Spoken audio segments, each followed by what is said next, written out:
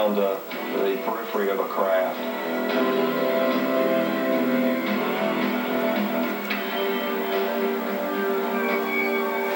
There are UFO hotspots all over the country. Gulf Breeze, certainly, but also here in New York State near a little town called Pine Bush. And the hotspots here near Pine Bush, according to one scientist, have a very special meaning. Bruce Cornett is a geologist who lives near Pine Bush, New York. After numerous significant sightings of UFOs near his home, he began studying the area with an electromagnetometer. What I found is that these magnetic anomalies are in specific patterns. And all of the UFO activity, the landings, the sightings where they are taking off and landing, when we've been able to identify specific areas, are associated with these magnetic anomalies. Are you suggesting that nature created homing devices deep in the ground? No, I think that it's a reverse. If we are dealing with an alien culture and they are doing something underground, they're using the natural magnetic anomalies to disguise their own magnetic signals. Are you saying there are, or could be, aliens in the Earth? I'm not saying it's certain. It is definitely possible, based on what I've seen. Do you realize how that sounds?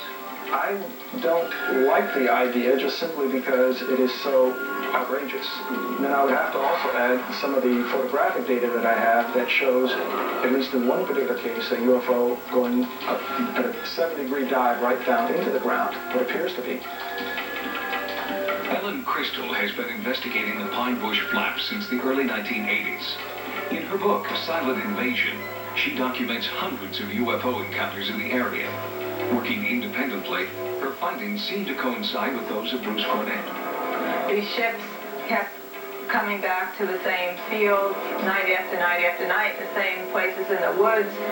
Also, we had experiences where we clearly heard somebody drilling in the woods at night, and this is private property. It seems that there's something being constructed underground, such as an artificial installation of some type. One of the most well-documented sightings in history occurred in Pine Bush on August 6, 1992. We think in excess of 1,000 people may have seen 2, 3 ships or 4 ships where I took video. And all the police departments across the whole lower New York State area were simply inundated with just hundreds and hundreds of calls. We looked over the top of the trees, and there was this object there out of nowhere, this great big object. It was about 300 foot wide, the size of a football field hanging over your head, and about 300 foot off the ground. We looked at our clocks, and we had 3 battery-running clocks, 2 in the kitchen and 1 in the living room. And for some strange reason, all 3 clocks were stopped at the same time.